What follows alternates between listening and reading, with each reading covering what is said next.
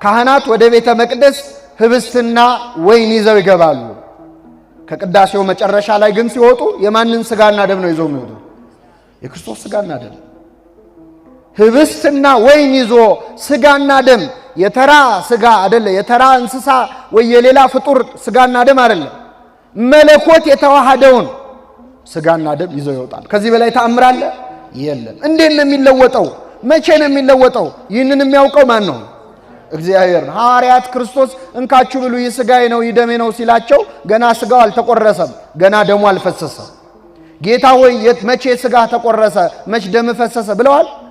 አምነው ነው የተቀበሉት። እኛም አምነን ነው የምንቀበለው። ግን መቼስ መጠየቃችን አይቀርም። አሁን እውነት ስጋው ደሙ ይለወጣል? ህብስቱ ወደ ስጋው ስንቀበለው ህብስቱ ህብስት ነው፣ ስጋው ወይኑ ወይን ነው ለኛም ሆኖ የሚታየ። ወደ ስጋ አምላክ ወደ ደም አምላክ ይለወጥ ይሆን ብለን በዚህ በደካማ አእምሮአችን ትንሽ መጠራጠራችን አይቀርም። እንኳን እኛ ቀርቶ ይገርማቸዋል። በዜና አበው አንድ አባት ገዳም ውስጥ ቁጭ ብሎ በምንኩስና እግዚአብሔርን ለማገልገል የወሰነ አባት ገዳም ውስጥ ቁጭ ብሎ ይጠራጠራል። አሁን እውነት እንደው ስጋው ደሙ ይለወጣል አይለወጥም እያለ ይረበሻል። በኋላ ይህ ሰው በምንኩስና ህይወቱን ሰጥቶ እንዴት በጥርጣሬ ይወድቃል ይልና የእግዚአብሔር መልአክ ይሄድና ለሌላ አባት ለበቃ አባት ለቅድስና ማይረግ ለደረሰ አባት ይሄድና ወንድምህ በጥርጣሬ እየተፈተነ ነውና ሄደህ አስተምረው ይለዋል። ከኔ ጋር ናችሁ ምእመናን? አረ ወንድምህ ስጋው ደሙን እየተጠራጠረ ነው ሂድ አስተምረው ይለዋል። እሺ ይልና ይህ የበቃው አባት ወደዚህ ወደ ተጠራጠረው ጓደኛው ወንድሙ ይሄዳል። እንዲህ ይለዋል፣ አባቴ እንደው አንድ ነገር ገጥሞኝ ነበር እንደው ላማክር ነበር ይለዋል። ምንድነው አለው? አይ እንደው ስጋው ደሙን እየተጠራጠርኩ ነው ይለወጣል አይለወጥም እያልኩ በጥርጣሬ እየተጨነኩኝ ነው አለ። እሱ ተጠራጥሯል። የወንድሙን ድክመት የማን አድርጉ? እኛ ብንሆን አሁን ቀልቡን ነው የምንገፋው። አንተም ብሎ መነኩሴ እዚህ ቁጭ ብለህ ደግሞ ነው የምንለው፣ መልአክ ነገረኝ እኮ ነው የምንለው። እሱ ግን የራሱን ድክመት አድርጎ ነገረው። ተጠራጠርኩኝ ሲለው አይ እሱማ እኔም እኮ መናገር አሳፍሮኝ ነው እንጂ እኔም ራሴ ምን እላለሁ ታዲያ ገዳም ቁጭ ብለን በክህደት ከምንሰቃይ ለምን እግዚአብሔር አይገልጥልንም አብረን አናስቀድስም ብለው ሱባኤ ይዘው እነዚህ ሁለት መነኮሳት ቤተ መቅደስ ገብተው ማስቀደስ ጀመሩ። የሚገርማችሁ ምእመናን ከቅዳሴው መካከል ላይ እነዚህ ሁለት መነኮሳት ብቻ አንድ በጣም የሚያስደነግጥ ነገር ተመለከቱ። ቅዳሴው መካከል ላይ ቄሱ ሀበነ የሚሉበት ሰዓት አለ አይደለ?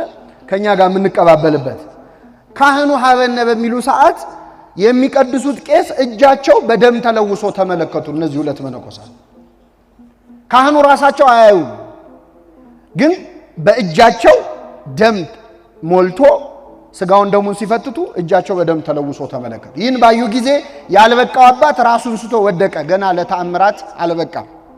የበቃው አባት ግን ጸንቶ ቆመ። በኋላ መጨረሻ ቅዳሴው ካለቀ በኋላ ሰርወተ ሕዝብ ከተደረገ በኋላ ቀሰቀሰው። ሲነቃ ሕዝቡ ሁሉ ተበትኗል። ምን አለው? አይችሉትም ብሎ እግዚአብሔር ሰውሮብን ነው እንጂ ይህ ተአምር በየዕለቱ ይፈጸማል አለው። በእውነት ዛሬ በመናስቀድሰው ቅዳሴ ላይ ህብስቱና ወይኑ ሲለወጥ ብናይ ችለን መቆም እንችላለን? አንችልም። አቅማችንን አውቆ ድካማችንን አውቆ ሸፍኖት ነው እንጂ በየዕለቱ ህብስቱን ወደ ስጋ ወይኑን ወደ ደሙ ይለውጣል። ሌላው አባት ደግሞ እንደዚህ እንደ አዲስ አበባ ባለች ከተማ የሚያገለግል አረጋዊ መንፈሳዊ የሚባል አባት ነው። ማን አልኳችሁ? አረጋዊ መንፈሳዊ በጣም ትሁት አባት ነበረ። ቅዳሴ ቀድስ ሲሉት እናንተ ቀድሱ፣ እኔ መስዋዕቱን ሰራለሁ፣ ፍማለሁ፣ ቤተ መቅደሱን አዘጋጃለሁ ይላል። አስተምር ሲሉት እናንተ አስተምሩ፣ እኔ መጽሐፍ አቀርባለሁ፣ መብራት አበራለሁ ይላል። በጣም ትሁት ሰው ነበረ። በኋላ አንድ ቀን አባታችን አንተማ ዛሬ መቀደስ አለብህ ብለው በትልቅ ክብረ በዓል ቀን አስጨንቀው አስገቡት ከቅዳሴ። እየፈራ እየተንቀጠቀጠ ገባ። በእውነት ሰው በጣም መንፈሳዊ ሲሆን ወደ መቅደሱ መቅረብ ይፈራል እና እየተንቀጠቀጠ ገባ። ቅዳሴውን መቀደስ ጀመረ በፍርሃቱ። ከቅዳሴው መካከል ላይ ግን ምእመናን ድንገት ቅዳሴውን አቋርጦ ዝም አለ። ለግማሽ ሰዓት ያህል አቆመው ቅዳሴው። ቢጠብቁ አይቀድስም። ዛሬ ቢሆን በል እንጂ ይባል ነበር። ያኔ ግን ያው ጥንት ስርዓት ስለሆነ ጸጥ ብለው ጠበቁት። ለግማሽ ሰዓት ዝም ካለ በኋላ ከግማሽ ሰዓት በኋላ ቅዳሴውን ቀጠለው። ቀደሰ፣ አቁርቧቸው ወጣ። ሲወጣ ካህናቱ ከበው ምን ሆነ ነው ዝም ያልከው? ለምን አልተናገርክም ቅዳሴውን ለምን አቆምከው አሉት። በፍጹም አለ ምንም እንደው ጠፍቶኝ ነው ቅዳሴው አልተናገረም። ከዚያ በኋላ ይህንን አባት እዛ ከተማ ውስጥ ያየው ሰው የለም፣ ጠፋ፣ ወደ በረሃ መነነ ማለት ነው። በብህቱና መኖር ጀመረ። በረሃ ላይ ሆኖ ደብዳቤ ይጽፍ ነበር ለወንድሙ ለታናሽ ወንድሙ። ከዱር አውሬ የተላከ ደብዳቤ እያለ ይጽፍ ነበር። ከምን የተላከ? ማንን ነው የዱር አውሬ የሚለው? ራሱን። እና ለወንድሙ የጻፈውን ደብዳቤ ይገርማቸዋል። ለራስህ አንብበው እንጂ ለሌላ ሰው እንዳታሳየው፣ እኔ በህይወት እያለው እንዲጻፈ እንደዚህ ያየ ብለህ እንዳታሳይ ብሎ አዞ ላከለት። ወንድሙ ሲያነበው ዛሬ አሁን መጽሐፈ መነኮሳት ምንላቸው መጻሕፍት አሉ። ከሶስቱ የመጨረሻው አረጋዊ መንፈሳዊ ነው እና ሶስተኛው መጽሐፍ ነው። አጓጓው። ይህንንማ እኔ ብቻ አንብቤ ከምቀር ሌላ ሰው ቢያነበው ይሻላል ብሎ ጸሐፊ አናግሮ ሊያስገለብጠው፣ የዛኔ ማተሚያ ቤት ስለሌለ ሊያስገለብጥ አነጋገረ። መጥቶ ሲፈልገው ግን መጽሐፉ ጠፋበት። እኔ ምን እስክል ድረስ ለሰው እንዳትሰጥ ብሎታል፣ እስክሞት ድረስ መጽሐፉ ጠፋበት። ከብዙ ዓመት በኋላ ግን ያንን መጽሐፍ አገኘው። ሲያገኘው ቁጭ ብሎ አለቀሰ። ወንድሜ ዛሬ ገና ሞቷል ማለት ነው አለ። የሰወረብኝ እሱ ነው፣ ዛሬ ያገኘሁት ወንድሜ ምን ስላለ ነው? ስለሞተ ነው አለ። እና እዛ መጽሐፍ ላይ ያን ቀን ቅዳሴ ላይ ምን እንደገጠመው ጽፏል። አሁን ይህንን ለማለት ነው ያነሳሁት። ቅዳሴ ላይ ምን እንዳየ ጽፏል። እኔ ያየሁ አላለም፣ በሌላ አድርጎ አንድ የማይዋሽ ሰው የነገረኝን ልንገር ይላል። ቅዳሴውን እየቀደስኩ እያለ በዚህ ህብስቱ በዚህ ወይኑ ተቀምጧል። ህብስቱ በጻሕሉ ላይ ወይኑ ደግሞ በጽዋው ላይ ተሞልቷል። እየቀደስኩ እያለ ይላል ህብስቱ በሚቀመጥበት በጻሕሉ ላይ ክርስቶስን አሁን እንደተወለደ ሕፃን ነጭ በግ ሆኖ አየሁት ይላል። ወፈተውኩ እቅፎ ላቅፈው ሳሳው አሳዘነኝ። በጽዋው ላይ መስቀሉ ተተክሎ የክርስቶስ ደሙ ሲንጠፈጠፍ ተመለከትኩኝ። ይህን ባየው ጊዜ ነፍሴ ከስጋዬ ልትለይ ደረሰች። ስለዚህ መናገር ስላቃተኝ ቅዳሴውን አቆምኩት። ከግማሽ ሰዓት በኋላ ግን ወደ ቀደመ ዓለማወቄ ተመለስኩ ይላል። ወደ ምን ተመለስኩ? ልክ እኛ አሁን ወዳለንበት ማለት ነው። ዓለም ላይ ሆኜ ይህንን ምስጢር ካሳየኝ ዓለምን ጥዬ ብሄድ ምን ያሳየኛል ብዬ ከዚያች ቀን ጀምሮ ወደ በረሃ ሸሸው ይላል። በረከቱን ያሳድርብን ምዕመናን። እንግዲህ ተመልከቱ፣ ዛሬ የምናስቀድሰው ቅዳሴ ላይ ይህ ተአምር ይፈጸማል። ስርዓተ ቅዳሴ ሰማያት የሚከፈቱበት፣ መላእክት እንደ ሻሽ የሚነጠፉበት፣ መንፈስ ቅዱስ የሚወርድበት ቅዳሴ ላይ መገኘት ማለት ምዕመናን የጰራቅሊጦስ ዕለት መንፈስ ቅዱስ ሲወርድ ከሐዋርያት ጋር አብሮ ከመገኘት በምንም አያንስም። በጣም ጥልቅ ጸሎት ነው፣ ሰማይና ምድርን የሚያገናኝ ጸሎት። በቅዳሴው የማይጸለይለት የለም ምዕመናን። ያስቀደሱ ይጸለይላቸዋል፣ ላላስቀደሱም ይጸለያል። ቤቱ ለተኛ ሲጸለይ አይጸለይ? አዎ፣ ለታመሙ ለተቸገሩ ለሁሉ ነገር ቤተክርስቲያን የማታስበው የለም። በዚህ ዕለት ምጽዋት ለሚሰጡ መባል ለሚያስገቡ ሰዎች መስዋዕቱን፣ ቀዳሚያቱን፣ አስራቱን፣ ብዙውንና ጥቂቱን ዘብዙ ወዘህዳጥ ጥቂት ገንዘብ የሰጡትንም ብዙ ገንዘብ የሰጡትንም ዘህቡ ወዘጋድ በስውርም በግልጥም የሰጡትን አስባቸው ትላለች። ያልሰጡትንም ሰዎችስ ታስባለች አታስብም? ከሌላቸው ላይ ፈቃዳቸውን ተቀብለ መንግስተ ሰማያት አውረሳቸው ትላለች። ምናቸውን ተቀብለ? ያልሰጡ ባይኖራቸው ነው እንጂ ቢኖራቸው ኖሮ ምን ይሉ ነበር? ስለዚህ እሱን አስበ ሁላችንን ታስባለች ስለ ሁሉ ነገር። አሁን አንዳንድ ሰው የሆነ ግርግር ሲፈጠር ቤተክርስቲያን ለምንድን ነው ምህላ ማትጀምረው ይላል። ቤተክርስቲያን ጸሎት አቁማ ታውቃለች። አንተ ስላልተገኘህ እኮ አትጸልይም ማለት አይደለም። 24 ሰዓት ነው የምትጸልየኛ ቤተክርስቲያን። ሰዓት እንደውም አይበቃትም። የሚገርማችሁ ቅዳሴው በሉ ሰዓታቱ በሉ ማህሌቱ በሉ ጊዜ ስለማይበቃ ግማሹ በንባብ እየተባለ ግማሹ በዜማ ሳይባል እየቀረ እያጠረ ነው እንጂ ቤተክርስቲያን ከ24 ሰዓት በላይ ለማገልገል የምትችላት ከሰዓቱ በላይ ነው ጸሎቱ። ስለዚህ ፀሐይ በማይጠልቅበት በመንግስተ ሰማያት ለማገልገል ዝግጁ ሆና የምትጠብቅ ቤተክርስቲያን ናት ያለች። በእውነት ይህችን ቤተክርስቲያን ስለሰጠን ስሙ የተመሰገነ ይሁን። እና ቅዳሴው ላይ ለሁሉ ይጸለያል። ለታመሙት፣ ለተቸገሩት፣ ለአየሩ ሁኔታ።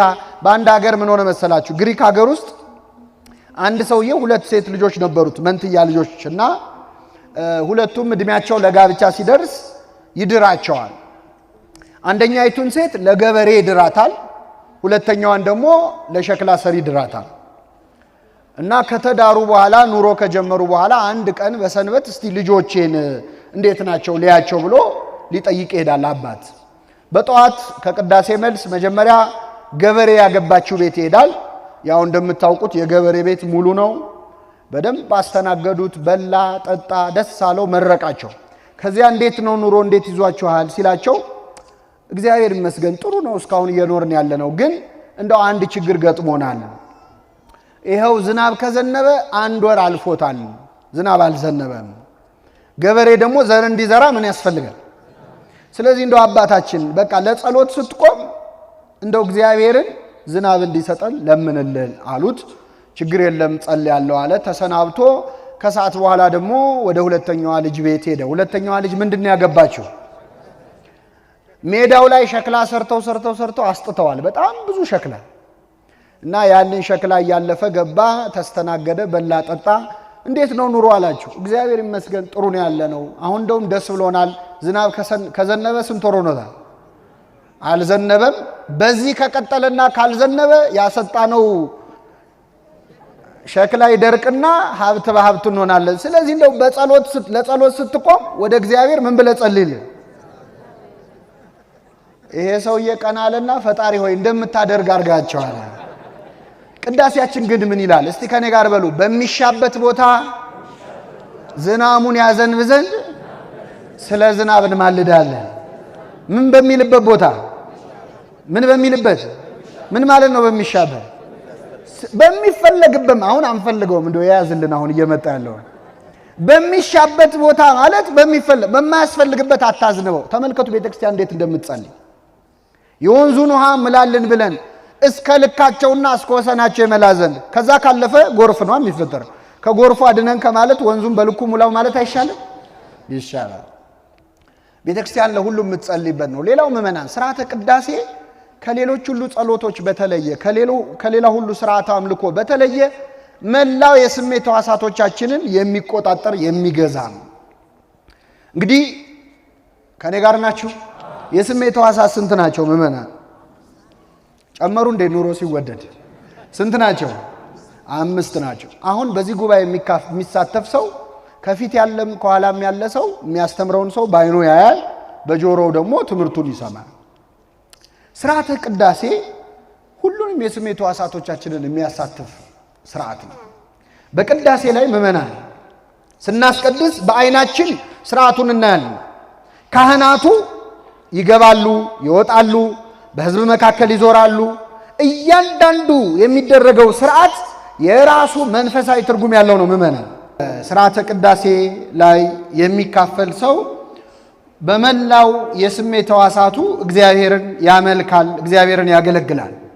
በስርዓተ ቅዳሴ ላይ አባቶቻችን ካህናት፣ ወንድሞቻችን ዲያቆናት በመቅደሱ ተሰይመው በሚቀድሱ ጊዜ በአንድ ቦታ ቆመው አይቀድሱ። ከሌሎች በተለየ የተዋበ ስርዓት ካህናት በህዝቡ መካከል ይዞራሉ፣ ማዕጠንት ያጥናሉ፣ ዑደት ያደርጋሉ። ይህንን እንግዲህ መቅደስ ተገኝቶ የሚያስቀድስ ሰው ከማብራሪያው ጋር ከትርጓሜው ጋር ከተረዳው በተለይ በጣም ጥልቅ የሆነ በአይናችን እግዚአብሔርን የምናመልክበት ስርዓት ነው። ሁለተኛው በቅዳሴ ላይ በጆሮአችን ደግሞ የቅዳሴውን ውብ ዜማ እንሰማለን። የኛ ቤተ ክርስቲያን ምንም እንኳን የቅዳሴው ንባብ የተተረጎመ ዓለም አቀፍ ጸሎት ቢሆንም የሚበዛው በዜማው ውበት ግን የኛን ቤተ ክርስቲያን ቅዳሴ የሚያክል እንደሌለ ሁሉም ይመሰክሩላታል። ስለዚህ ስርዓተ ቅዳሴ ስናስቀድስ በዜማው ደግሞ ጆሮአችን እግዚአብሔርን ያገለግላል። ከኔ ጋር ናችሁ ምእመናን? ሶስተኛው ማሽተት ነው። እንግዲህ ከሕዋሳቶቻችን አንዱ በአፍንጫችን ማሽተት ነው። በቅዳሴ ላይ በአፍንጫው ሰው እግዚአብሔርን ያመልካል። ምን እያሸተተ? የዕጣኑን መዓዛ ተመልከቱ። ማዕጠንቱ በእኛ መካከል በሚዞር ሰዓት የዕጣኑን መዓዛ እናሸታለን። በአፍንጫችንም በሽታም እግዚአብሔር እናገለግላለን። በመቅመስ ደግሞ የቻለ ሥጋው ደሙን ይቀበላል፣ ያልቻለ ደግሞ የቅዳሴ ጠበል ይጠጣል። የቀረው መዳሰስ ነው። ወንጌል እንሳለማለን። በመጨረሻም ካህናት በእጆቻቸው መጥተው እያንዳንዳችንን ይባርኩናል። በእውነት ይህችን ቤተክርስቲያን የሰጠን ስሙ የተመሰገነ ይሁን።